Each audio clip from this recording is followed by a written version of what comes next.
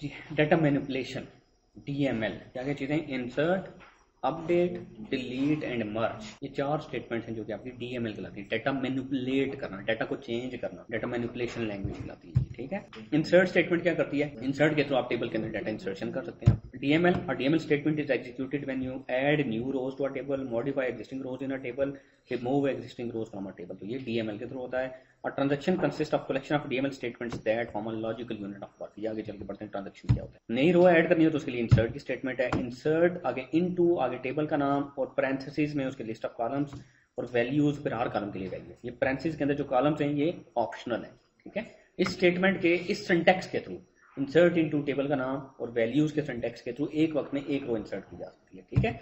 जैसे यहाँ पे देखें वो कर रहे हैं डिपार्टमेंट्स के टेबल में इंसर्ट कर रहे थे, इंसर्ट इनटू डिपार्टमेंट्स, आगे सारे कॉलम्स उसने लिस्ट डाउन कर लिए, वैल्यूज में हर कॉलम के लिए वैल्यू दी, ठीक है। तो आपको टेबल का स्ट्रक्चर पता होना चाहिए, तो टेबल के स्ट्रक्चर के लिए डिस्क्राइब और टेबल का नाम दे दें। तो मैं करता हूँ इंसर्ट इनटू डिपार्टमेंट्स, और जरूरी नहीं है कि मैं कॉलम्स के नाम दूं। अगर मैं कॉलम के नाम नहीं देता तो फिर वैल्यूज में हर कॉलम के लिए मुझे वैल्यू देनी होगी और उसी सीक्वेंस में देनी होगी वैल्यू जिस सीक्वेंस में कॉलम्स हैं टेबल के अंदर। तो टेबल के अंदर पहला कॉलम डिपार्टमेंट आईडी है, तो मुझे यहाँ पे डिपार्टमेंट आईडी देनी पड़ेगी। डिपार्टमेंट नेम,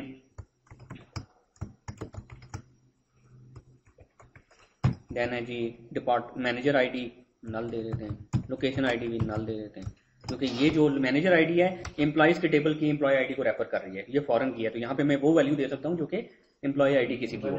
लोकेशंस के आईडी में वो मैं वैल्यू एंटर कर सकता हूँ जो किसी लोकेशंस के टेबल में किसी की लोकेशन आईडी है, तो ये फॉरेन कीज है। तो मैं चाहता हूँ कि इनको वैल्यूज ना दो, तो ये करो इंसर्ट, ठीक है। तो आप मैंने कॉलम्स के नाम नहीं दिए तो क्या होगा, वो मुझे सारे कॉलम्स के लिए वैल्यूज देनी पड़ेंगी। लेट्स से अगर मैं कॉलम्स के नाम देता हूँ,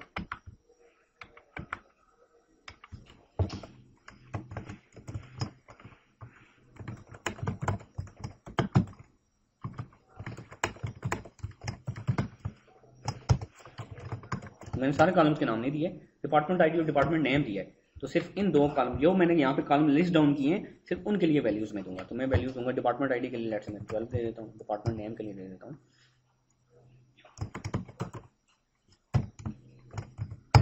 बाकी जो दो कॉलम्स के लिए वैल्यूज नहीं दी हमने वो क्या होगा, उसमें नल इंसर्ट, या जो उसमें डिफॉल्ट टेबल लेवल पे जो भी डिफॉल्ट है वो डिफॉल्ट इंसर्ट हो जाएगी, ठीक है।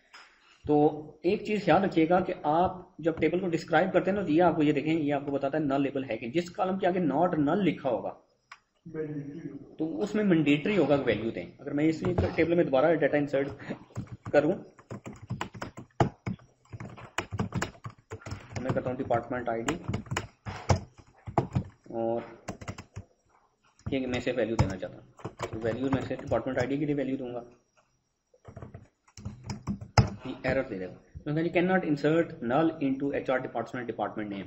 डिपार्टमेंट नेम के कॉलम में भी वैल्यू देना जरूरी है क्योंकि इसके आगे नॉट नल लिखा हुआ है। जिसके आगे नॉट नल लिखा होगा उन कॉलम्स में वैल्यू आपको जरूर देनी पड़ेगी। क्लियर है?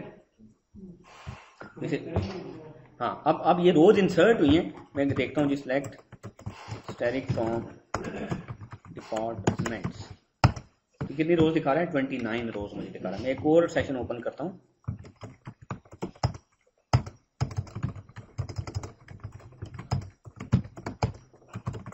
ये एक डिफरेंट सेशन है, यूजर वही है लेकिन सेशन हर यूजर का अपना सेशन है, ठीक है। मैं कहता हूँ सिलेक्ट स्टैटिक फ्रॉम डिपार्टमेंट्स, कितनी रोज दिखा रहा है 27, यहाँ पे कितनी दिखा रहा है 29। जो एक यूजर जब डाटा एंटर करता है तो वो डाटा जब तक वो परमानेंटली सेव नहीं कर देता, ये डाटा एंटर तो हो गया लेकिन परमानेंट सेव नहीं हुआ, जब तक वो परमानेंटली सेव नहीं करता वो डाटा दूसरे यूजर्स को नहीं दिखाया जाता, ठीक है। तो परमानेंट कैसे सेव करते हैं, कमिट करके, कमिट लेके एंटर करें, ये परमानेंटली सेव हो जाएगा। या फिर दूसरा ऑप्शन ये है कि अब ये यूजर चाहता है ये परमानेंट सेव ना करे तो वो रोल बैक कर सकता है, या कमिट कर सकता है या रोल बैक कर सकता है। तो कमिट कर दिया तो परमानेंट हो जाएगा, कमिट करने के बाद आप रोल बैक नहीं कर सकते, रोल बैक कर दिया तो रिवर्ट हो जाएगा, रोल बैक करने के बाद कमिट नहीं कर सकते। ये याद रखिए, दोनों में से कोई एक ऑप्शन कर सकते। कमिट कर दिया आपने, अब यहाँ पे अगर यूजर दूसरा डाटा देखता है, अब देखें कितनी रोज दिखा रहा है 29। हाँ जी, अपने सेशन में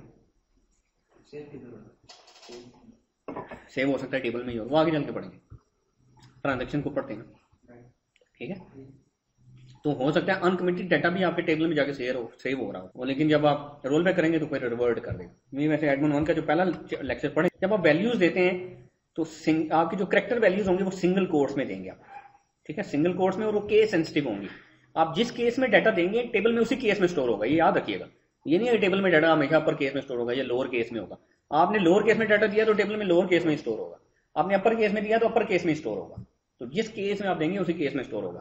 करेक्टर वैल्यू सिंगल कोट्स में होंगी, डेट वैल्यूज भी सिंगल कोट्स में होंगी, लेकिन वो फॉर्मेट सेंसिटिव होंगी। और जो नंबर वैल्यूज होंगी वो आप बगैर कोट्स के भी दे सकते हैं। जैसे आप देखें ये सिर्फ 2 कॉलम्स के लिए वैल्यूज दे रहा है, तो 2 कॉलम्स उसने सेलेक्ट किए हैं सिर्फ, डिपार्टमेंट आईडी, डिपार्टमेंट नेम, तो डिपार्टमेंट आईडी में और डिपार्टमेंट नेम में वैल्यूज दे रहा है। और लेट्स से इसमें अब वो वैल्यू अब जहाँ पे कॉलम्स के नाम उसने नहीं दिए तो फिर क्या होगा, सारे कॉलम्स के लिए वैल्यू देगा। पहले कॉलम के लिए 100 दिया है, दूसरे कॉलम के लिए उसने फाइनेंस दिया है, अगले 2 जो कॉलम्स उसके लिए वो वैल्यू नहीं देना चाह रहा था, तो आप छोड़ नहीं सकते। ये नहीं है कि सिंपली जो करके पेरेंथेसिस बंद कर दें, वो कहेगा आपने 4 वैल्यूज देनी है, तो आपने 2 कॉलम्स के लिए वैल्यूज नहीं देनी, या तो इस तरीके से इंसर्शन करें कि 2 ही कॉलम लिस्ट डाउन करें, या अगर आपने कॉलम्स लिस्ट डाउन नहीं किए तो फिर सारे कॉलम्स के लिए वैल्यूज देनी पड़ेंगी। जिन कॉलम्स के लिए वैल्यूज नहीं देना चाह रहे उनके लिए नल लिख दें, वो सिंगल कोट्स में नहीं लिखना, वो बगैर सिंगल कोट्स के लिखना। नल लिखेंगे तो उस टेबल कॉलम के अंदर नल इंसर्ट करेगा, लेकिन अगर वो कॉलम नॉट नल स्पेसिफाई हुआ तो फिर आप नल लिखेंगे तो वो एरर देगा कि इसमें नल नहीं जा सकता, उसमें कोई वैल्यू दें। आप कोई फंक्शन भी यूज कर सकते हैं, जैसे हायर डेट का कॉलम है उसमें सिस डेट का फंक्शन यूज कर लें इंसर्शन के बाद। तो सिस डेट क्या करेगा, करंट डेट उठा के आपके इंसर्ट कर देगा उस टेबल के अंदर। एम्प्लॉयज के टेबल में एक रो इंसर्ट करके देखते हैं, तो मैं कहता हूँ इंसर्ट इनटू एम्प्लॉयज। तो कौन कौन से इसमें से कॉलम मैंडेटरी हैं जिनमें कॉलम डाटा देना जरूरी है वैल्यू। एक तो नॉट नल आपका कॉलम है एम्प्लॉय आईडी, एक है लास्ट नेम, एक ये ईमेल, एक ये है हायर डेट, एक ये है जॉब आईडी। ये मैंडेटरी कॉलम है जिनमें वैल्यू देना जरूरी है, बाकियों को आप छोड़ सकते हैं, ठीक है। तो मैं इन्हीं कॉलम्स को लिस्ट डाउन कर देता हूँ, एम्प्लॉय आईडी। अगर मैं यहाँ पे कॉलम के नाम लिस्ट डाउन नहीं करूंगा ना तो फिर मुझे हर कॉलम के लिए वैल्यू देनी पड़ेगी वैल्यूज के अंदर। तो आपने लेट से सिर्फ employee ID, last underscore name, then है जी ईमेल, देन है जी हायर अंडरस्कोर डेट, देन है जॉब अंडरस्कोर आईडी। वैल्यूज में हर कॉलम के लिए वैल्यू में एम्प्लॉय आईडी में दे देता हूँ जी 1, लास्ट नेम उसका दे देता हूँ अली, ईमेल आईडी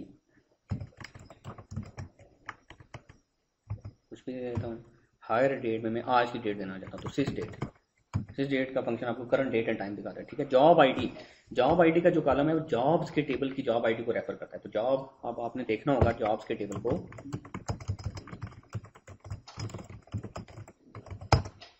तो जॉब्स के टेबल में ये जॉब आईडी का कॉलम है। तो ये जो जॉब आईडी एग्जिस्ट करती हैं इनमें से कुछ जॉब आईडी आप दे सकते हैं। आप अपनी तरफ से कोई जॉब आईडी देंगे तो एरर दे देगा। आप जॉब आईडी में कोई जॉब देंगे तो वो इस टेबल में इस कॉलम में आके वेरीफाई करेगा कि वो जॉब आईडी एग्जिस्ट करती है कि नहीं करती है। अगर एग्जिस्ट करती है तो एंटर करने देगा, नहीं एग्जिस्ट करती है तो नहीं एंटर करने देगा। तो हम जॉब आईडी यहाँ से कोई कॉपी कर लेते हैं, जैसे ऐसे अंडरस्कोर ऐप कॉपी कर लेते हैं, सिंगल कोट्स में देंगे, केस सेंसिटिव है, जिस केस में उधर स्टोर हुई है उसी केस में यहाँ पे टेक ओवर इंसर्ट होगी। तो सिस हायर डेट की जगह हमने क्या दिया है, सिस डेट दिया है। और ये जॉब आईडी का जो कॉलम है क्योंकि रेफर कर रहा था दूसरे टेबल को, तो हमने वहां से जो भी जॉब आईडी थी वो इसमें इंसर्ट कर। क्लियर? अपने आप से कुछ नहीं दे सकते। अब देखिए फॉरेन की में अपने आप से कुछ नहीं दे सकते। फॉरेन की में आप वैल्यू दे सकते हैं जो पेरेंट टेबल के अंदर प्राइमरी की कॉलम है। इसके लिए आपको वो पूरा डाटा मॉडल पता होना चाहिए, कौन सी प्राइमरी की है, कौन सी चाइल्ड की है या फॉरेन की है। देन अगर आप एक टेबल में बना लेता हूँ कमिट, मैं अगर यहाँ पे कमिट ना करूँ तो क्या होगा, और मैं सेशन बंद करूँ तो ये ऑटोमेटिकली रोल बैक हो जाएगा, ठीक है। कमिट नहीं करता और मैं सेशन यहाँ से बंद कर देता हूँ तो ऑटोमेटिकली रोल बैक हो जाएगा।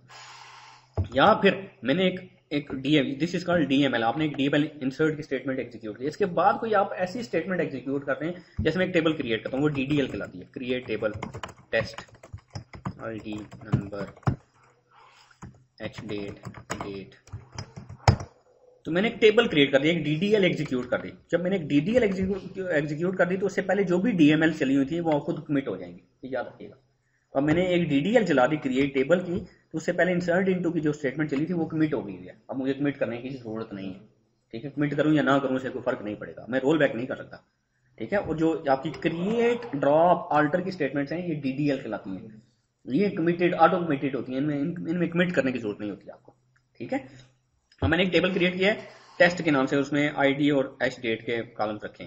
डिस्क्राइब करता हूँ टेस्ट के टेबल को, इंसर्ट करते हैं इस टेबल में डाटा। पहले मैं सिलेक्ट करके दिखा देता हूँ, इस टेबल में कोई डाटा नहीं है।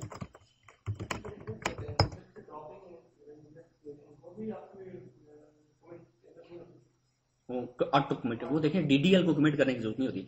कमिट आप सिर्फ इंसर्ट, अपडेट, डिलीट एंड मर्ज, ये 4 स्टेटमेंट्स हैं, सिर्फ 4। इन केसेस में कमिट या रोल बैक करते हैं, इसके अलावा कोई स्टेटमेंट ऐसी नहीं है जिसमें कमिट या रोल बैक करें। ठीक है, नहीं नहीं नहीं, वो डीएमएल पे नहीं आती, वो डाटा क्यूरी लैंग्वेज में आती है। ठीक है, डीएमएल में सिर्फ insert, update, delete and merge, 4 बस। डीडीएल जो है create, drop, alter, truncate, rename, ये 4-5 जो है ना वो डीडीएल है।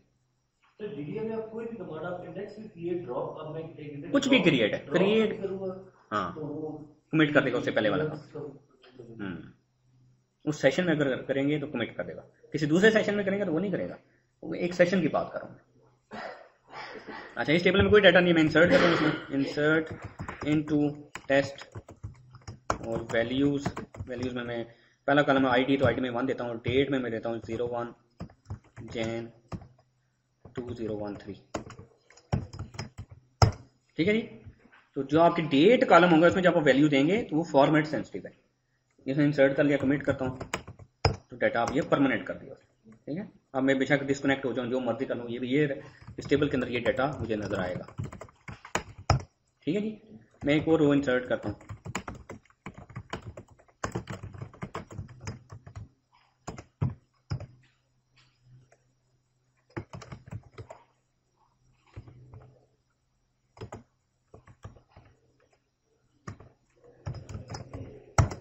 एरर दे दिया उसने।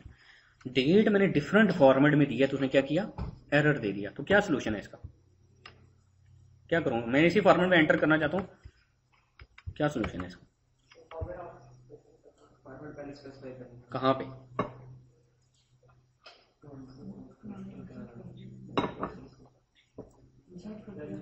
क्या करेंगे, टेस्ट में, टेबल लेवल पे, टेस्ट टेबल का नाम है ना, टेस्ट जो है वो टेबल का नाम है। सर या तो डेट का फॉर्मेट स्टैंडर्ड में है या टू डेट के। हाँ, तो टू डेट का हमने फंक्शन पढ़ा था, टू डेट का फंक्शन यूज करेंगे, उसमें ये जो डेट जिस फॉर्मेट में है वो फॉर्मेट इसको देंगे और फिर इसका फॉर्मेट बता देंगे। फॉर्मेट क्या है जी, MON आ रहा है, स्पेस है, फिर DDF स्पेस है, फिर YYY। ये पढ़ा था ना हमने टू डेट का फंक्शन। RR भी यूज कर सकते हैं, YY भी यूज कर सकते हैं, क्लियर, पढ़ा था हमने। तो आप टू डेट का फंक्शन डाटा इंसर्शन के वक्त यूज कर सकते हैं, उस वक्त जब कोई डेट कॉलम में वैल्यू इंसर्ट कर रहे हैं और वो डेट फॉर्मेट में नहीं है, ये मैंने उस वक्त भी आपको बताया था करके। ठीक है, तो टू अंडरस्कोर डेट और उसमें आप वो स्ट्रिंग बताते हैं, फिर उस स्ट्रिंग का फॉर्मेट बताते हैं। ओरेकल क्या करेगा, अब वो JAN को खुद मंथ में कन्वर्ट कर लेगा, 08 को डे में कन्वर्ट कर लेगा और इसको ईयर में कन्वर्ट कर लेगा, क्योंकि आपने ये पूरा फॉर्मेट इस स्ट्रिंग का बता दिया कि ये स्ट्रिंग इस फॉर्मेट में। तो टू डेट का फंक्शन उसको ओरेकल के डेट के फॉर्मेट में कन्वर्ट करेगा और टेबल में जाके इंसर्ट कर देगा। ठीक है, तो यही कर रहा है यहाँ पे जी। देन आप स्क्रिप्ट भी बना सकते हैं, आप इंसर्शन बार बार करनी है तो आप क्या करें, वैल्यूज में M% दे दें। जैसे यहाँ पे देखें वो कर रहा है जी, वैल्यूज में डिपार्टमेंट आईडी के लिए M% डिपार्टमेंट आईडी का रहा है, डिपार्टमेंट नेम के लिए M% डिपार्टमेंट नेम का रहा है, लोकेशन आईडी के लिए M% लोकेशन नेम का रहा है। अब जब एंटर करेंगे तो M% का क्या मतलब है, हर दफा वैल्यू मांगेगा। तो आप 3-4 रो 5 रोज एंटर करनी है तो स्लैश लिख के सिंपली एंटर करते जाएंगे, वैल्यूज मांगता जाएगा, रोज एंटर करता जाएगा। ठीक है, देन आप ये भी कर सकते हैं कि एक टेबल से डाटा दूसरे टेबल में इंसर्ट कर लें। जैसे लेट्स से जी टेस्ट के टेबल में कितने रोज हैं, कमिट कर देता हूँ जी,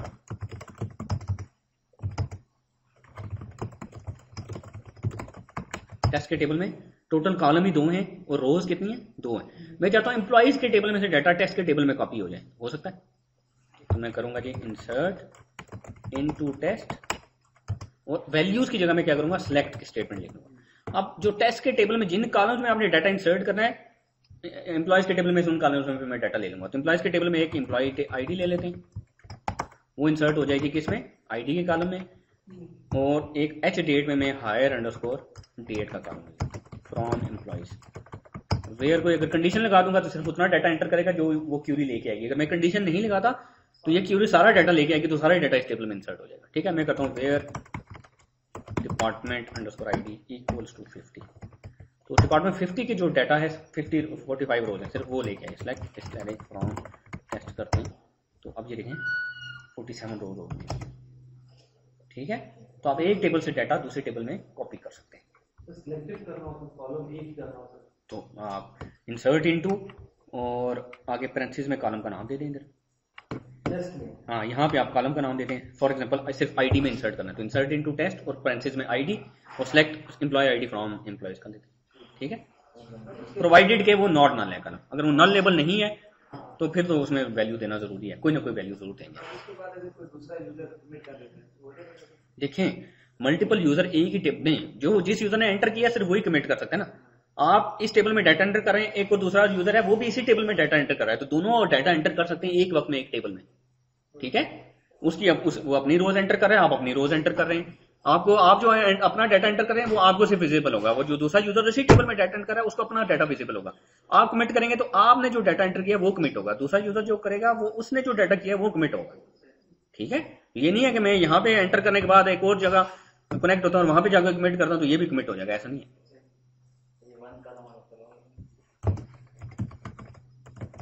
इसका बोला करें। ठीक है, सिर्फ आईडी के कॉलम में लेट्स मैं एंटर करता हूँ डेटा, तो इंसर्ट इनटू टेस्ट और आईडी का कॉलम बता दूंगा कि पैरेंथेसिस मैंने भी बताया था ना कि आप पैरेंथेसिस में कॉलम्स के नाम दे सकते हैं जिनमें आपने वैल्यू देनी है। तो मैं करता हूँ select employee ID from employees. तो अब ये सिर्फ इस क्यूरी ने क्या किया है, सिर्फ एम्प्लॉय आईडी लेके आया एम्प्लॉयज के टेबल में से और उसने कहाँ पे इंसर्ट किया है, टेस्ट के टेबल की आईडी के कॉलम में। तो मैं अगर करता हूँ सिलेक्ट डायरेक्ट फ्रॉम टेस्ट 155 रोज हो गई। एच डेट देखें बहुत सारा कोई नल है, नल इसलिए कि उसमें हमने डाटा एंटर ही नहीं किया था। ठीक है जी, देन जी update, changing data in a table. Update के थ्रू आप डाटा चेंज कर सकते हैं। फॉर एग्जांपल मैं चाहता हूँ जी कि ये जो एम्प्लॉय है एम्प्लॉय 186 इसकी हायर डेट में चेंज कर दूँ।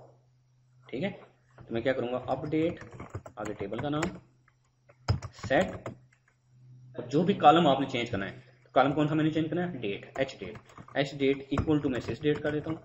सिंपली इतना कर दूंगा तो क्या करेगा, टेस्ट के टेबल में सारे रोज की एच डेट जो है चेंज कर देगा। मैं चाहता हूँ पर्टिकुलर एम्प्लॉय की करे तो वेयर आईडी इक्वल टू 186 करूंगा या जो भी कॉलम है तो उस पर्टिकुलर अब आईडी 186 के साथ 2 रोज नहीं तो उसने 2 रोज अपडेट कर दी।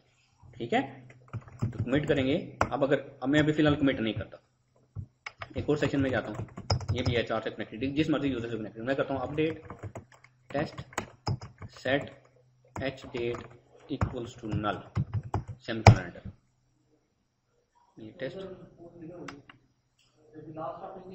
अच्छा कमिट नहीं हुई, ठीक है ठीक है, नहीं वो नहीं करता, ठहरे इसको रोल बैक करते हैं।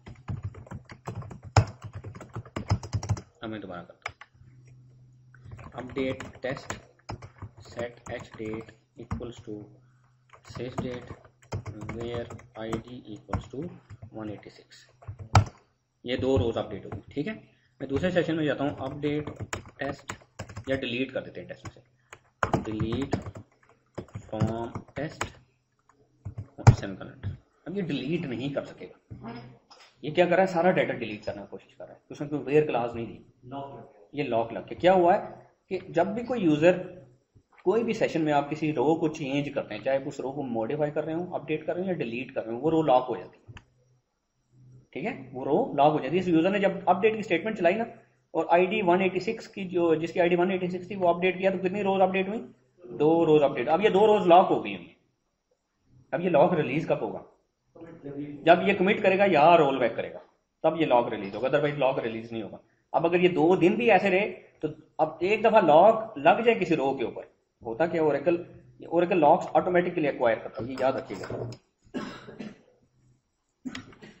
आप जब भी किसी टेबल के ऊपर किसी रो को मॉडिफाई करते हैं, ये एक टेबल है उसमें एक पर्टिकुलर रो है, इसको कोई भी यूजर अगर अपडेट करेगा या डिलीट करेगा या इंसर्ट करेगा, इंसर्ट के केस में तो वो रो होती नहीं है,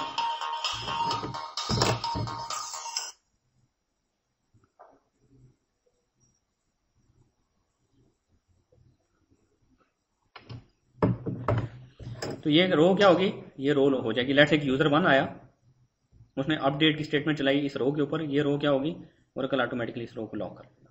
एक यूजर 2 आया, वो एक और रो को अपडेट करने की कोशिश करता है, उस पर कोई लॉक नहीं लगा हुआ तो वो इसको लॉक मिल जाएगा। एक यूजर 3 आया, उसने रो नंबर 2 को मॉडिफाई करने की कोशिश की, तो ये इस रो पे जब जाएगा तो देखेगा ये रो ऑलरेडी लॉक हुई है, तो ये वेट करेगा, ये खुद ही वेट करेगा, ओरेकल इसको वेट कराएगा। अब जब ये यूजर, जैसे ये वाला यूजर कमिट या रोल बैक करेगा तो ये लॉक रिलीज हो जाएगा और फिर लॉक इसको दे दिया जाएगा। ठीक है जी, नहीं पूरे रो पे, कॉलम पे लॉक नहीं होता, पूरे रो पे लॉक। वेटिंग स्टेट में। अब इसका सोल्यूशन क्या है? सोल्यूशन ये है कि या तो ये यूजर कमिट करे या रोल बैक करे। दूसरा सोल्यूशन ये है कि इसका सेशन फोर्सफुली डीबीए आके ना इसका सेशन किल कर दे। ठीक है, एक ये सोल्यूशन है कि इसका फोर्सफुली सेशन किल कर दे ताकि वो इसकी ट्रांजेक्शन रोल बैक हो जाए, इसके लॉक रिलीज हो जाए और बाकी यूजर्स को लॉक मिले। ठीक है, और दूसरा तरीका ये है कि ये यूजर कमिट करे। मैं इसको यहाँ पे आके कमिट करता हूँ, जैसे मैंने कमिट किया ये एक स्टेटमेंट एग्जीक्यूट होगी।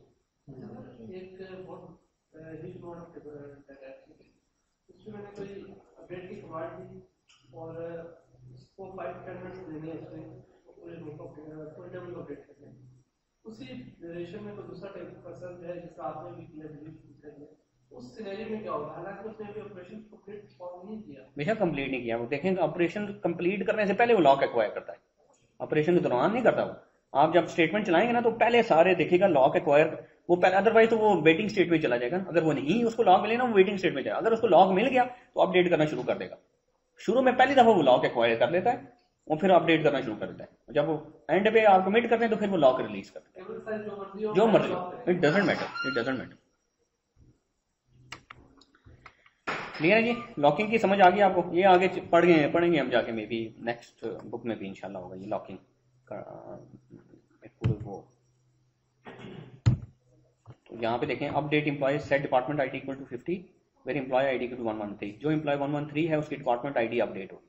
और अपडेट कोई टेबल का नाम सेट और कॉलम का नाम इक्वल टू वैल्यू देते, वेयर क्लास नहीं दी तो क्या होगा? उस टेबल की सारी रोज अपडेट हो जाएंगी। तो वेयर क्लास है ना बहुत इंपॉर्टेंट है, याद रखिएगा, अदरवाइज वो बड़ा डिजास्टर्स हो सकता है। आपने, मेरे केस में एक टेबल था 100 GB का, एक टेबल था 100 GB का, यानी कि मिलियंस ऑफ रोज थी उसमें। तो एक यूजर ने क्या किया, वो प्रोडक्शन डेटाबेस थी, तो उसके ऊपर उसने वो एंड यूजर्स करते थे डाटा अपडेट, यानी कि वो एप्लीकेशन ही ऐसी थी कि उसमें वो and user directly data update करते थे। वो रात को अपडेट की स्टेटमेंट लगा के गया और आखिर में कमिट लिख के दिया और वेयर क्लास वो लगाना भूल गया। वो कमेंट आउट उसने की हुई थी, टेस्टिंग कर रहा था, कमेंट आउट की हुई थी और कमेंट आउट रहने दी और वो कर दिया। सुबह आया तो वो डाटा अपडेटेड और कमिटेड हुआ, सारी पूरा, यानी कि वो मिलियंस ऑफ रोज थी वो सारा अपडेट। फिर वो हमें रिकवरी करनी पड़ी। ठीक है, और वो मतलब वो अच्छा खासा उसकी वजह से इश्यूज हुए थे। तो ये बहुत इंपॉर्टेंट है कि जब भी अपडेट या डिलीट करें आप तो वेयर क्लास जरूर लगाएं, अदरवाइज छुट्टी हो सकती है। अच्छा जी,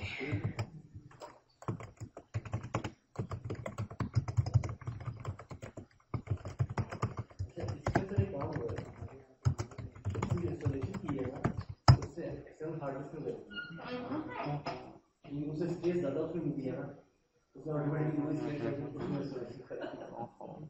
अच्छा अब इसको फिर अनइंस्टॉल करके चलिए आपकी एक्सरसाइज हो गई है हमारी। अच्छा जी, एक अपडेट की स्टेटमेंट लिखें, अपडेट की स्टेटमेंट लिखें। एम्प्लॉय 190 की जो सैलरी है वो आपने अपडेट करनी है। एम्प्लॉय 190 की जो सैलरी वो आपने अपडेट करनी है और उसकी सैलरी वो कर देनी है जो एम्प्लॉय 195 की सैलरी है। ठीक है, एम्प्लॉय 190 की सैलरी आपने वो कर देनी है जो एम्प्लॉय 195 की सैलरी है। देखिए अपडेट की स्टेटमेंट तो मैं करूंगा जी अपडेट और आगे टेबल का नाम देते हैं, एम्प्लॉयज का टेबल है। सेट, मैंने क्या करना है, मैंने एम्प्लॉय 190 जो है उसकी सैलरी अपडेट करनी है। तो सेट में जो आपने कॉलम अपडेट करना है वो आपने देना होता है इक्वल टू। अब यहाँ पे मुझे सैलरी क्या करनी है, सैलरी मुझे पता नहीं है तो सैलरी फाइंड कर लेंगे। Select salary from employees where employee underscore ID equals to 195। अब सिंपली इतना लिख के एंटर करूंगा तो सारी एम्प्लॉय की सैलरी अपडेट हो जाएगी। यहाँ पे वेयर भी लगानी पड़ेगी, where employee underscore ID equals to 190। तो ये क्यूरी क्या करेगी, एम्प्लॉयज के टेबल को अपडेट करेगी, उसमें सैलरी अपडेट करेगी और सैलरी क्या कर देगी, ये सब क्यूरी जो सैलरी लेके आएगी वो सैलरी सेट कर देगी कहाँ पे, जहां पे उसको एम्प्लॉय आईडी 190 मिलेगी। एम्प्लॉइज।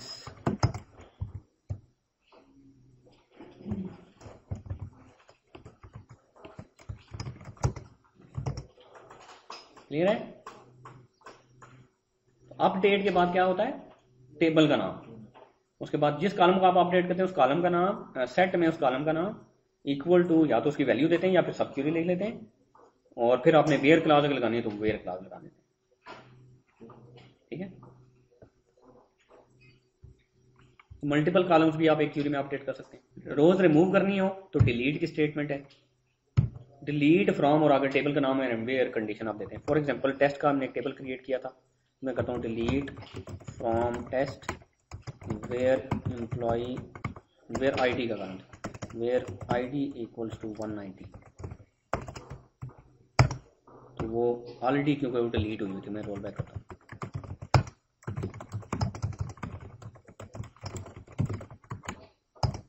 मैं कहता हूँ delete from test where ID equals to 190, जो 190 आईडी के अगेंस्ट रो है वो मैं डिलीट करना चाहता हूँ, उसे डिलीट करनी। अब ये परमानेंटली डिलीट नहीं हुई, क्या होगा?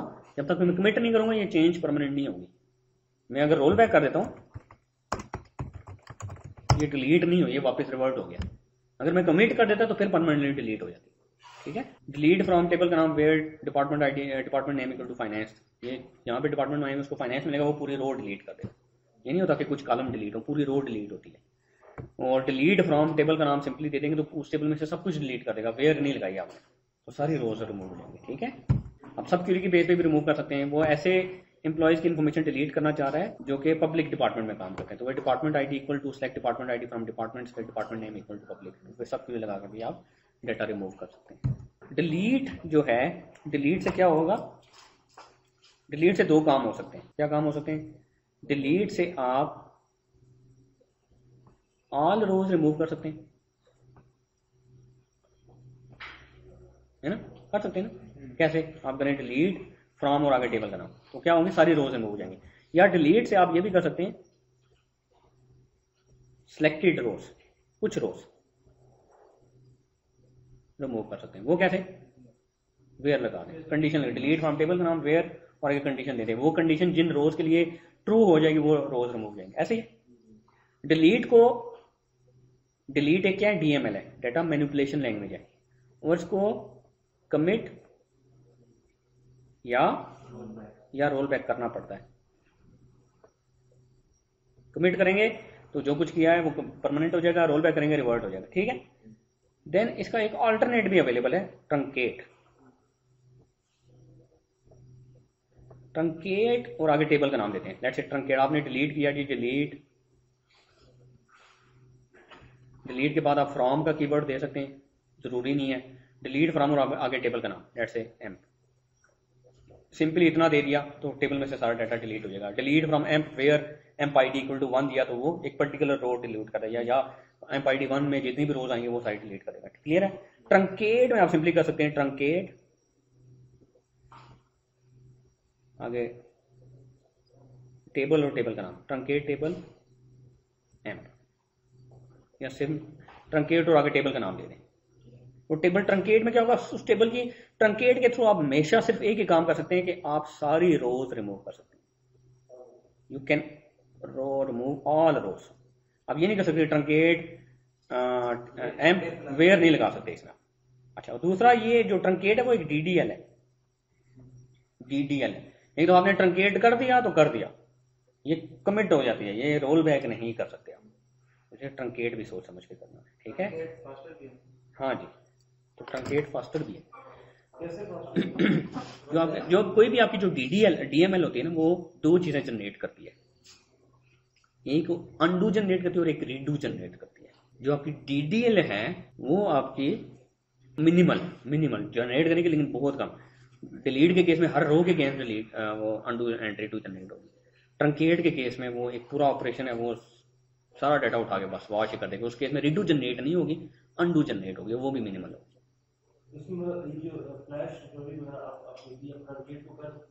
नहीं, पुराना डाटा होना चाहिए आपके पास। Insert, update, delete and merge, in cases में जो भी काम हो वो आप फ्लैश बैक के थ्रू वापस आ सकते हैं। फ्लैशबैक के थ्रू इवन अगर आप डिलीट कर चुके हैं, कमिट कर चुके हैं, उसके बाद भी आप रिकवर कर हाँ कर सकते हैं वो, लेकिन उसके लिए कुछ कंडीशंस ट्रू होनी चाहिए। क्लियर है जी यहाँ तक? सर एक चीज और, इसमें ट्रंकेट और डिलीट जब एग्जीक्यूट करते हैं तो टेबल परफॉर्मेंस पास होती है, ये क्या परफॉर्मेंस है? तो वो कहते हैं कि टेबल की कोई हेडर इंफॉर्मेशन मैं आज भी पढ़ रहा था, नहीं वो उसको रिफ्रेश करता है, जो हेड पॉइंटर है। नहीं, देखें जब आप डिलीट करते हैं ना तो आपका एक टेबल है और उसमें से आपने सारा डाटा डिलीट करना है। टेबल का जो साइज है वो है जी 50 GB, तो 50 GB में मिलियंस ऑफ रोज आएंगे। तो आपने इसमें से किया जी डिलीट फ्रॉम,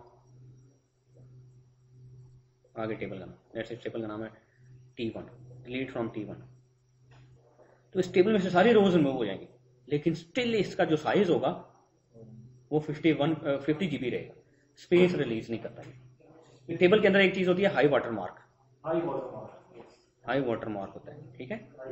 तो टेबल के, इस टेबल का हाई वाटर मार्क होगा 50 GB पे, क्योंकि टेबल का साइज, हाई वाटर मार्क ये होता है कि ये एक देखें एक कप है या ये एक वो है गिलास है, इसमें पानी मैक्सिमम जिस लेवल तक गया वहां पे वो निशान छोड़ा है, वो हाई वाटर मार्क है। तो एक टेबल में मैक्सिमम जिस लेवल तक डाटा गया वो उसका हाई वाटर मार्क है। तो जब डिलीट करते हैं तो डाटा तो डिलीट हो जाता है, let's say high water mark यहाँ पे था, डाटा डिलीशन आपने की तो डाटा यहाँ तक आ गया, लेकिन हाई वाटर मार्क स्टिल ऊपर ही रहेगा, ठीक है। तो जब एक टेबल स्कैन होता है, फुल टेबल स्कैन होता है, तो ओरेकल क्या करता है, उसको एक एंड से रीड करना शुरू करता है, up to high water mark read करता है, up to high water mark read करता है। लेट्स से आपने एक टेबल में से डाटा डिलीट किया, उसका हाई वाटर मार्क यहाँ तक था, डिलीशन के बाद क्या हुआ जी, डाटा इतना रह गया, ये सिर्फ डाटा है, बाकी ये सारे एम्प्टी ब्लॉक्स हैं। तो जब ये टेबल स्कैन होगा ना, यहाँ से लेकर ओरेकल यहाँ तक उसको स्कैन करना पड़ेगा, up to high water mark में स्कैन करता है। इसमें ठीक है, ये भी डिफरेंस समझ आ गया है। हाई वाटर मार्क, अब लेट्स सपोज अगर 50 GB का टेबल है, आपने लेट्स सपोज 95% डाटा डिलीट करेंगे, 1 GB छोड़ना है, बाकी 49 GB आपने डिलीट करना है, ठीक है। ट्रंकेट का यूज करते नहीं कर सकते, तो फिर डिलीट करने के बाद फिर इस टेबल को आप रीऑर्गेनाइज करेंगे, फिर आप रीऑर्गेनाइज, हाँ जी, वो जरूरी है, हो जाता है। फिर ऐसे टेबल जिनमें से बल्क डाटा रिमूवल होती है ना, वो कैंडिडेट बन जाते हैं कि उनको रीऑर्गेनाइज किया जाए, अदरवाइज वो बहुत बुरी तरह इंपैक्ट करते हैं आपकी डेटाबेस की परफॉर्मेंस को। अगर इसी टेबल को आप ट्रंकेट करते हैं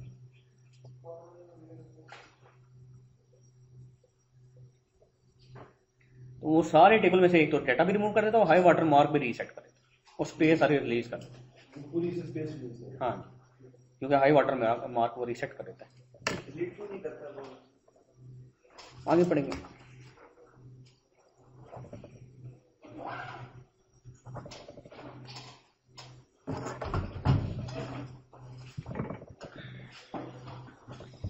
डेटाबेस ट्रांजैक्शंस, ट्रांजैक्शन क्या होती है जी, क्या होती है जी एक ट्रांजैक्शन, कोई बताइए जी ट्रांजैक्शन क्या, मुझे समझाए, बताइए नहीं मुझे समझाए कि ट्रांजैक्शन क्या होती है। कोई भी डीएमएल कमांड डाटा को चेंज करे, कोई भी कमांड इम्पैक्ट लेके आए, वो या वो चेंज करे या रिमूव करे या इंसर्ट करे, वो एक डीएम, वो एक ट्रांजैक्शन है। अच्छा, एक ट्रांजैक्शन में कितनी स्टेटमेंट्स हो सकती हैं? एक ट्रांजैक्शन में कितनी स्टेटमेंट्स हो सकती हैं? फॉर एग्जांपल एक ट्रांजैक्शन आपने की तो डाटा अपडेशन की, तो कितनी अपडेट की स्टेटमेंट्स होंगी तो वो एक ट्रांजैक्शन कहलाएगी? एक ही होती है। एक सिंगल भी एक ट्रांजैक्शन हो सकती है, मल्टीपल कॉम्बिनेशन भी आप कर सकते हैं। अच्छा, हाँ ओके, अच्छा मल्टीपल का कोई एग्जांपल दें कि मल्टीपल स्टेटमेंट्स हों तो वो एक ट्रांजैक्शन कहलाए, वो क्या हो? यूज करते हैं, हाँ, पहले तो हम उसमें सिलेक्ट करते नहीं, ट्रांजैक्शन एक ही कमांड होगी। ट्रांजैक्शन कितनी कमांड्स हो सकती हैं? ट्रांजैक्शन एक ही होगी या ज़्यादा हो सकती हैं? क्यों जी, ट्रांजैक्शन में कितनी इंसर्ट की स्टेटमेंट्स हो सकती हैं, कितनी अपडेट की हो सकती हैं, कितनी डिलीट की हो सकती हैं, या इनका मिक्सचर भी हो सकता है कि नहीं हो सकता? एक वक्त में एक स्टेटमेंट जो आप एग्जीक्यूट करेंगे वो एक ट्रांजैक्शन कहलाएगी, ऐसा ही है? क्यों जी, आप बताएं। एक वक्त में एक स्टेटमेंट जो एग्जीक्यूट करेंगे, आप सब कुछ करेंगे, ट्रांजैक्शन तो एक ही होती नहीं, क्यूरी तो ट्रांजैक्शन नहीं होती ना।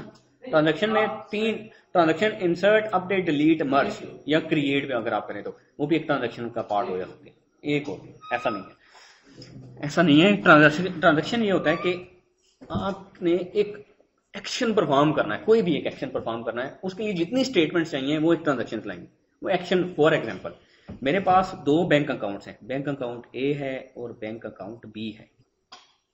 अकाउंट ए में मेरे पास बैलेंस है 15,000, अकाउंट बी में मेरे पास बैलेंस है 12,000, ठीक है। अकाउंट ए से मैंने 5,000 अकाउंट बी में शिफ्ट करने, मैंने वो कर रहे हैं, क्या करना है, डिपॉजिट कराने, अकाउंट ए से अकाउंट बी में करने। तो क्या होगा, ये एक टेबल, एक ही टेबल के अंदर ये डाटा, तो मैं करूंगा अपडेट टेबल का जो भी नाम है T1 set balance equals to balance minus 15,000, sorry balance minus 5,000, क्योंकि मैंने एक अकाउंट ए से अकाउंट बी में 5,000 शिफ्ट करना है। तो अकाउंट ए से मैं 5,000 माइनस करूंगा, where account number equals to A, जो भी। तो ये क्या करेगा, ये एक स्टेटमेंट है अपडेट की, ये आपने चलाई, उसने अकाउंट ए से क्या किया, बैलेंस कर दिया जी 10,000 कर दिया। अच्छा, आपने फिर दूसरी स्टेटमेंट चलाई, update T1 set balance equals to balance plus 5,000, where account equals to B.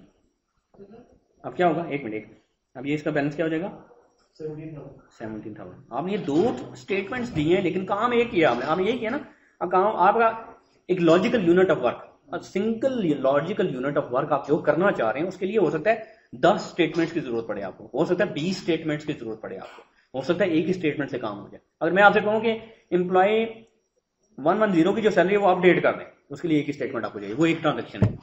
लेकिन अगर मैं आपको ऐसा कहता हूं कि वो एक सैलरी अपडेट करें, अगर वो हो जाए तो ये भी साथ हो जाए, ये हो तो फिर ये भी हो जाए, ये पूरा मिला के आपने करना है। और फिर इसके लिए क्या है, आपको मल्टीपल स्टेटमेंट चाहिए। तो एक लॉजिकल यूनिट ऑफ वर्क आप जो परफॉर्म करना चाह रहे हैं, उसके लिए जितनी भी स्टेटमेंट्स आपको चाहिए वो एक ट्रांजेक्शन कराएगी। अच्छा, ट्रांजेक्शन के लिए कैरेक्टरिस्टिक्स हैं कुछ। अच्छा, अब ये देखें, ये अपडेट हुई और फिर ये भी अपडेट हुई और फिर आपने कमिट करना है। ये नहीं कर सकते कि आप पहली ट्रांजेक्शन, पहले एक स्टेटमेंट कंप्लीट हुई तो कमिट कर दें, फिर दूसरी स्टेटमेंट हो तो उसको अलग कमिट है। आपने एक पूरी ट्रांजेक्शन को जब आप स्टार्ट करते हैं, तो जब वो सारी स्टेटमेंट्स परफॉर्म हो जाती है तो एंड में जाके उसको कमिट करना होता है, ये याद रखिएगा। अच्छा, लेट्स से अगर स्टेटमेंट नंबर 1 अपडेट सक्सेसफुल हो जाए, और स्टेटमेंट नंबर 2 फेल हो जाए और आप कमिट कर दें, तो क्या होगा, 5,000 अकाउंट से निकल तो जाएंगे, लेकिन वो दूसरे अकाउंट में नहीं जाएंगे, वो डाटा, आपका डाटा करप्शन हो जाएगी, करप्शन ही है ना, डाटा एनॉमली होगी। ठीक है, तो आप एक ट्रांजैक्शन में या तो सारी स्टेटमेंट सक्सेसफुल होनी चाहिए तब कमिट होना चाहिए, या एक स्टेटमेंट भी फेल हो जाए तो सारी ट्रांजैक्शन रिवर्ट बैक हो जानी चाहिए। दिस इज वेरी इंपॉर्टेंट, ये याद रखिएगा। ठीक है, एक ट्रांजैक्शन में या तो either all of the statements in a particular transaction should complete successfully or all the statements should be rolled back। ठीक है, ये तो एक सिंपलेस्ट एग्जांपल है। बहुत कॉम्प्लेक्स किस्म की ट्रांजैक्शंस हो सकती हैं जिसमें मल्टीपल स्टेटमेंट्स हो सकती हैं। ठीक है जी, ट्रांजैक्शन स्टार्ट कब होती है, begin with the first DML statement, and कब होती है, जब आप कमिट करते हैं या रोल बैक करते हैं, या डीडीएल या टीसीएल चला दी तो ऑटो कमिट हो जाता है, या यूजर एसक्यूएल प्लस या एसक्यूएल डेवलपर से एग्जिट हो जाता है, या सिस्टम क्रैश हो जाता है। तो इस केसेस में क्या होता है, वो रिवर्ट बैक कर देता है ट्रांजैक्शन को। ठीक है, advantages of commit and roll back, with commit and roll back statements you can ensure data consistency. यानी कमिट करने से पहले आप देख लेते हैं कि यार मैंने कुछ चेंजेस, डाटा चेंज करना था, वही चेंज हुआ, सारा तो नहीं चेंज होगा। आप डाटा पहले अपडेट किया, फिर आपने सेलेक्ट करके देख लिया कि यार कौन सा डाटा चेंज हुआ है, वो सही चेंज हुआ है, जो मैं चेंज करना चाह रहा था वही हुआ है, फिर आप कमिट करते हैं। Preview data changes before making changes permanent and group logically related operations. कुछ चीजें की, फिर आपने देखा सारी होगी, अब कमिट करना चाहिए। ओके, सेव पॉइंट्स देखते हैं आप।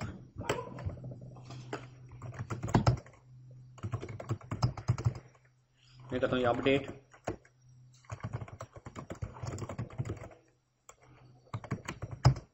Update test set H date equal to sys date where ID equals to 197। फिर एक और करता हूँ delete from test where ID equals to 196। फिर करता हूँ update test set H date equals to sys date where ID equals to 195, कुछ भी कर ले। ये 3 स्टेटमेंट्स मैंने चलाई। लेट्स से ये आखिरी स्टेटमेंट मुझसे गलत चल गई, ये 195 मैंने अपडेट नहीं करना था, ये 190 अपडेट करना था। तो क्या करूंगा मैं, क्या करूंगा, रोल बैक करूंगा। तो कौन सी स्टेटमेंट रोल बैक होगी, सारी रोल बैक होगी।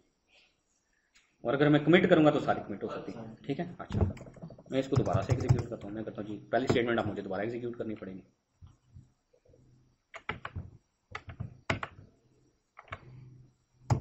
इसके बाद मैं कर लेता हूँ सेव पॉइंट, इसको कोई नाम दे देता हूँ ए। एक और स्टेटमेंट चलाता हूँ दूसरी वाली,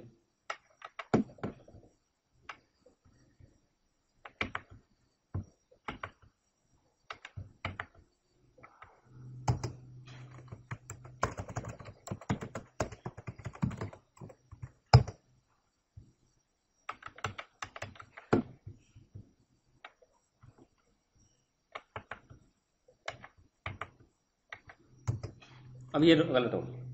तो मैं करूंगा सिंपली, अगर रोल बैक करूंगा तो तीनों रोल बैक कर देगा। तो मैं अगर करूंगा roll back to save point B कर देता हूँ, तो सेव पॉइंट बी ये है, इससे ऑनवर्ड जितनी स्टेटमेंट चलिए वो सारे रोल बैक हो जाएंगे। तो आप सेव पॉइंट्स बना सकते हैं, एक सेशन में काम कर रहे हैं आप सेव पॉइंट बना सकते हैं, ताकि अगर कोई स्टेटमेंट गलत हो जाए तो रोल बैक को एक पर्टिकुलर सेव पॉइंट तक करें तो सिर्फ वो रोल बैक होगा। मैं सेव रोल बैक करता roll back to save point A, तो सेव पॉइंट ए ये है, इसके बाद कितनी स्टेटमेंट चलिए, एक ये डिलीट की चलिए और ये की अपडेट की, ये दोनों रोल बैक कर देगा। सिंपली मैं रोल बैक करूंगा तो फिर सारी रोल बैक कर देगा। ठीक है, सिलेक्ट के केस में तो कोई लॉक नहीं लगता ना, सेव पॉइंट सिर्फ और सिर्फ आप डीएमएल के केस में बना सकते हैं, सिलेक्ट के केस में कोई सेव पॉइंट नहीं बना सकते। सेव पॉइंट जो है ऑटो कमिट नहीं करता, नहीं ऑटो कमिट नहीं करता, नहीं। सेव पॉइंट सिर्फ होता है रोल बैक के केस में, बस उसका पर्पस होता है कि पर्टिकुलर टाइम तक रोल बैक करना। जैसे यहाँ पे देखें एक ट्रांजेक्शन है कि यूजर ने चलाई, उन्हें डिलीट की स्टेटमेंट चलाई, सेव पॉइंट बना दिया, इंसर्ट चलाई, अपडेट चलाई, सेव पॉइंट बी बना दिया, सिर्फ इंसर्ट चलाई, ये 3 स्टेटमेंट्स उसने चलाई, 2 सेव पॉइंट बने। अब अगर वो करेगा roll back to save point B, तो सेव पॉइंट बी ये है, उसके बाद सिर्फ इंसर्ट की स्टेटमेंट रोल बैक होगी। अगर वो करता है roll back to save point A, save point A ये है, तो इंसर्ट, अपडेट और ये इंसर्ट, ये तीनों रोल बैक हो जाएंगे। और सिंपली रोल बैक करता है तो फिर ये सारी रोल बैक हो जाएंगी। तो सेव पॉइंट का ताल्लुक सिर्फ रोल बैक से है। कमिट करते हुए ये नहीं कर सकते कि commit to save point A या commit to save point B, commit में सारा कुछ ही कमिट होता है। तो स्कोप कितना होता है, सेशन तक होता है? सेशन तक, सिर्फ उस सेशन तक। लेट्स सपोज अगर सेव पॉइंट मैंने बना दिया, लेकिन लेट्स सपोज मुझे बाद में आया कि ये सेव पॉइंट नहीं बनाना था, तो ये सेट्स ऑल एग्जीक्यूट, उसको डिस्ट्रॉय भी कर कर सकते, उसकी क्या कमांड होती है? रिमूव की एक कमांड होती है। लेकिन ये जो सेव पॉइंट है ये एसक्यूएल प्लस आपके ये जो टूल है ना, इस टूल की कमांड है ये और मतलब ये एसक्यूएल की स्टेटमेंट नहीं है। ये नहीं कि आप सीक्वल सर्वर में भी लिख सकें या DB2 में भी लिख सकें, ये सिर्फ और सिर्फ एसक्यूएल प्लस ओरेकल का जो अपने टूल्स होंगे ना उनमें सेव पॉइंट्स बना सकेंगे। ठीक है, तो उस टूल की अनसेट या सेव डिलीट की कमांड होगी जिसके थ्रू आप उसको कर सकते हैं। ठीक है जी, बात खत्म हो गई। दो कमांड साथ में सेव पॉइंट, क्या चीज? दो कमांड C2B या C2A ऐसे नहीं कर सकते, रोल बैक टू और आगे सेव पॉइंट का नाम सिर्फ देना, तो इससे ज़्यादा नहीं आप कर सकते। कॉम्प्लेक्स सेव पॉइंट है बड़े। हाँ अच्छा, ऑटोमेटिक कमिट अगर होता है जी, या आप DDL चला दें, DCL होती है ग्रांट या रिवोक, किसी को परमिशन दे दी, परमिशन वापस ले ली, या एसक्यूएल प्लस या एसक्यूएल डेवलपर से आप प्रॉपर तरीके से एग्जिट हो तो ऑटोमेटिकली ओरेकल कमिट कर देते हैं आपके ट्रांजेक्शन को। या ऑटोमेटिक रोल बैक अगर होता है अगर आप एबनॉर्मल आपका जो वो एसक्यूएल प्लस ऐप डाउन हो जाए, या एबनॉर्मली एसक्यूएल डेवलपर आपका क्लोज हो जाए, या आपका सेशन एबनॉर्मली डिस्कनेक्ट हो जाए, या आपकी मशीन रीस्टार्ट हो जाए, तो उस केस में आपका जो डाटा जितना भी आपने काम किया वो रोल बैक हो जाएगा। ठीक है, state of data before or commit or rollback, the previous state of data can be recovered. The current user can review the result of the DML operation by using the select statement. Other users cannot view the result of DML statements issued by the current user. The affected rows are logged. Other users cannot change the data in affected rows. ये तो हम सारा करके चुके हैं। ठीक है sir, एक चीज सॉरी मैं आपको कट करूं, वो पीछे था कि नॉर्मल एग्जिट हो एसक्यूएल से तो भी ऑटोमेटिक कमिट हो जाता है। हाँ, नॉर्मल एग्जिट का मतलब ये है कि विंडोज के केस में फाइल और एग्जिट पे क्लिक करें या एग्जिट लिख के एंटर करें। अगर क्रॉस लिख के करें, क्रॉस के ऊपर क्लिक कर देंगे तो एबनॉर्मल एग्जिट होगा। वो एबनॉर्मल। हाँ। State of data after commit, data changes are saved in the database. The previous state of data is overwritten. All users can view the results. Logs release कर दिए जाते हैं और सेव पॉइंट सारे raise कर दिए जाते हैं। ठीक है, कमिट कैसे करते हैं? Change of state of data after rollback, data changes are undone. Previous state of data is restored. Logs on the affected rows are released. ठीक है, कैसे करते हैं वो देख लीजिए। अगर एक स्टेटमेंट आपने चलाई अपडेट की, वो सक्सेसफुल होगी, एक और अपडेट की चलाई, वो उसमें कोई एरर आया, फेल हो गई, तो उससे पहले वाली जो स्टेटमेंट चली उस पर कोई फर्क नहीं पड़ेगा, वो ऐसे हो जाएगी। जो फेल हुई है किसी भी वजह से फेल हुई है, उसको कोई स्पेस का एरर आया, बाद में वो चलते चलते आधी हुई थी, आधी में स्पेस का एरर आ गया, कोई भी मसला आ गया, तो वो फेल हो जाएगी, तो उसके प्रीवियस वो वाली ट्रांजेक्शन रोल बैक हो जाएगी, वो वाली स्टेटमेंट रोल बैक हो जाएगी। उससे पहले स्टेटमेंट जो आपने उस सेशन में चलाई है उस पर कोई फर्क नहीं पड़ेगा। ठीक है। रीड कंसिस्टेंसी का क्या मतलब है? Read consistency guarantees a consistent view of the data at all times. Changes made by one user can do not conflict with the changes made by another user. Read consistency ensures that on the same data, readers do not wait for writers, writers do not wait for readers, and writers wait for writers। ये याद रखिएगा, इसमें कोई confusion तो नहीं है। Readers do not wait for writers. अगर मैंने एक डाटा अपडेट किया हुआ है,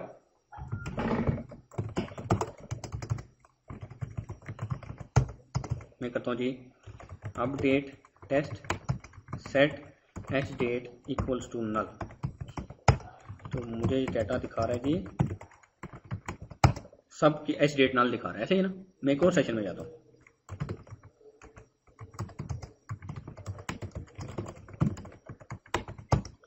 अब यहाँ पे देखें बहुत सारी मुझे एच डेट दिखा रहा है, ये देखें उस केस में सारी जो है वो नल दिखा रहा है, ये देखें।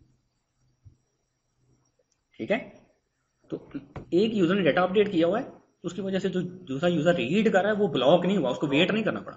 यानी कि जो राइटर है, जो अपडेट करने वाला है, वो रीडर को ब्लॉक नहीं कर सकता, उसको डाटा दिखाया जाता है, या तो पुराना डाटा दिखाया जाता है, या अगर ये कमिट कर लेगा तो उसको नया डाटा दिखाया जाएगा। ठीक है, इसी तरीके से अगर एक यूजर ने डाटा सेलेक्ट कर लिया हुआ है तो ये नहीं होगा कि वो डाटा लॉक हो जाए, दूसरा यूजर वो सिलेक्टेड डाटा को अपडेट कर सकता है या डिलीट कर सकता है। ठीक है, तो इसी तरीके से writers do not wait for readers है, और राइटर्स वेट फॉर राइटर्स। मैं अपडेट कर रहा हूं, आप डिलीट कर रहे हैं, या आप भी उसी रो को अपडेट करें, तो मैं जब तक कमिट नहीं करूंगा आपको लॉक नहीं मिलेगा, तो आपको वेट करना पड़ेगा। आप भी राइटर हैं उसी रो के ऊपर, मैं भी राइटर उसी रो के ऊपर। अगर डिफरेंट रोज को मैनिपुलेट करें तो फिर तो एक दूसरे का वेट नहीं करेंगे। लेकिन अगर मैंने एक रो अपडेट की, आप जब कर रहे हैं, आप दो रोज को कर रहे हैं, एक रो और है, कोई एक रो वो अपडेट कर रहे हैं जो मैंने अपडेट की हुई है, तो फिर आपको वेट करना पड़ेगा।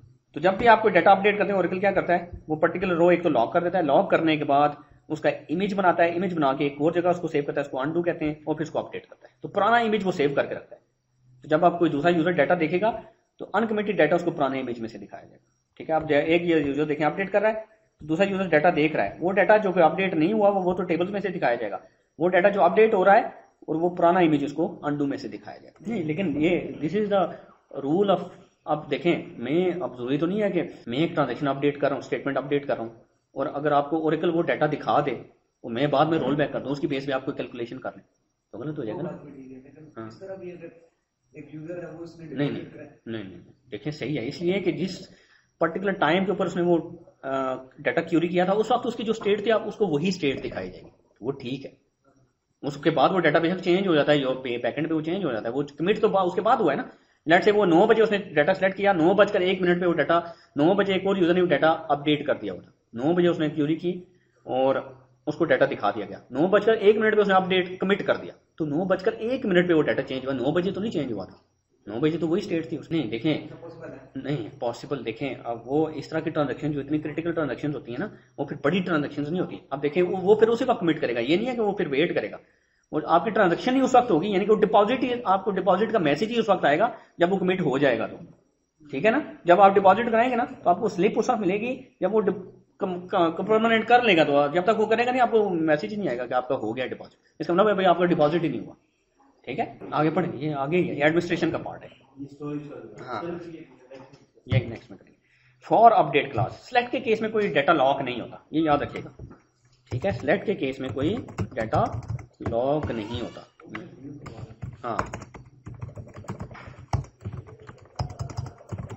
मैं कहता हूँ ये सिलेक्ट स्टैटिक फ्रॉम टेस्ट, मैंने सेलेक्ट कर लिया, ये डाटा लॉग नहीं हुआ। मैं एक और जगह जाके करता हूँ update test set H date equals to sys date, तो सारी डेट रोज अपडेट होगी, यानी कि सेलेक्ट की वजह से कोई डाटा लॉक नहीं हुआ। रोल बैक करता हूँ इसको, मैं करता हूँ सेलेक्ट स्टैटिक फ्रॉम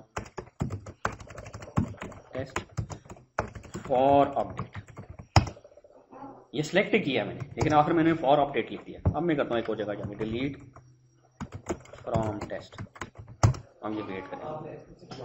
तो आप जब फॉर अपडेट करते हैं ना सिलेक्ट में, तो क्या करता है, एक तो डाटा सिलेक्ट कर लेता है, प्लस वो जिस डाटा को सिलेक्ट करता है उसको लॉक भी कर लेता है। कई दफा रिक्वायरमेंट होती है ना, यार मैं अगर एक दफा डाटा को सिलेक्ट कर लूँ, उसके जब तक मैं अपना काम पूरा ना कर लूँ, उस डाटा को कोई और चेंज ना कर सके, तो सेलेक्ट के साथ फॉर ऑप्टेड लेते हैं, लेकिन उसके केस में हो सकता है कि फिर आपके बहुत सारे यूजर ब्लॉकिंग स्टेट में चले जाएं। ये सिर्फ उस केस में करना चाहिए जब आपको रिक्वायरमेंट है। तो सिलेक्ट कर रहे हैं, जो डाटा सिलेक्ट होगा सिर्फ वही फिर लॉक होगा, हैंग भी हो। ठीक है जी, दैट्स इट।